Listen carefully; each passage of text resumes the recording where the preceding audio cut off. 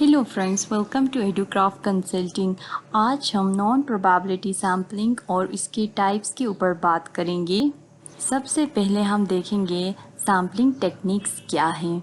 Sampling techniques वो तरीक़ेकार हैं जिसकी मदद से रिसर्चर्स अपने रिसर्च पॉपुलेशन में से अपने रिसर्च सैंपल को वो सिलेक्ट करते हैं, चूज़ करते हैं ताकि उसको रेलेवेंट इंफॉर्मेशन मिले, डेटा मिले। उस तरीक़ेकार को हम सैम्पलिंग टेक्निक्स कहेंगे। सैम्पलिंग टेक्निक्स के टू टाइप्स हैं, एक है प्रोबेबिलिटी सैम्पलिंग, दूसरा है नॉन प्रोबेबिलिटी सैम्पलिंग।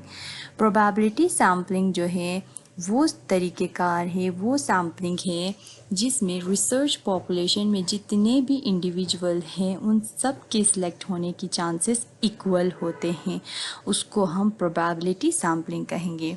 और नॉन प्रोबेबिलिटी सैम्पलिंग वो तरीक़ेकार हैं जिसमें रिसर्च पॉपुलेशन में जितने भी इंडिविजुअल हैं उन सब के सिलेक्ट होने की चांसेस इक्वल नहीं होते, उसको हम नॉन प्रोबेबिलिटी सैम्पलिंग कहेंगे।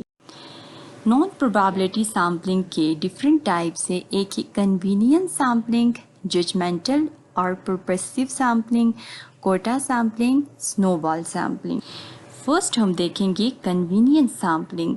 कन्वीनियंस सैम्पलिंग जो है नॉन प्रोबेबिलिटी सैम्पलिंग का वो तरीक़ेकार है जिसमें रिसर्चर अपने रिसर्च पॉपुलेशन में से उन इंडिविजुअल को, उन पर्सन को सिलेक्ट करते हैं जो रिसर्चर्स के लिए एक्सेसिबल हो, उसको हम कन्वीनियंस सैम्पलिंग कहेंगे।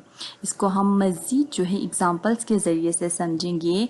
जैसे कोई आप सर्वे करिए किसी पार्टिकुलर क्लासरूम के ऊपर, उन स्टूडेंट्स के ऊपर आप रिसर्च करते हैं जो आपके लिए एक्सेसिबल हो और आपके लिए कन्वीनियंट हो, या कोई वॉलंटियर्स आपके क्लिनिक या आपके जो ऑफिस है वो ख़ुद चल के आके आपको डेटा प्रोवाइड करना चाह रहे हो, इंफॉर्मेशन देना चाह रहे हो, इंटरव्यू देना चाह रही हो, उस तरीक़ेकार को हम कन्वीनियंस सैम्पलिंग कहेंगे।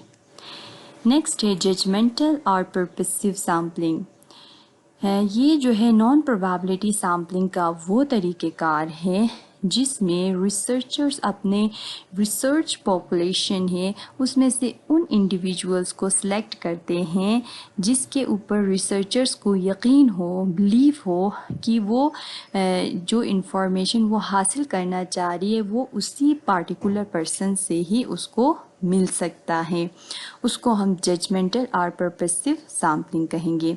जैसे अगर किसी फील्ड के एक्सपर्ट्स को आप एज अ सैम्पल्स उठाते हैं, या कोई आप एजुकेशन से रिलेटेड है तो आप एजुकेशन के जो एक्सपर्ट्स हैं उनको उठाते हैं। आप अगर कोई साइंटिफिक टेक्निक्स के ऊपर अगर आप कोई स्टडी करना चाह रही है तो आप वहाँ के जो एक्सपर्ट्स हैं उनको एज अ सैंपल उठाते हैं, उसको हम जजमेंटल और पर्पसिव सैम्पलिंग कहेंगे।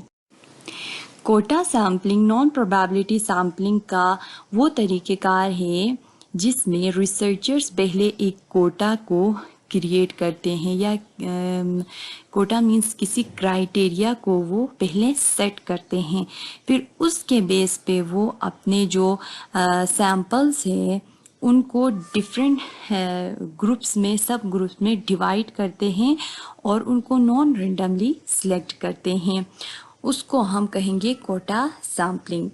इसको हम मज़ीद एक एग्ज़ाम्पल के ज़रिए से समझेंगे।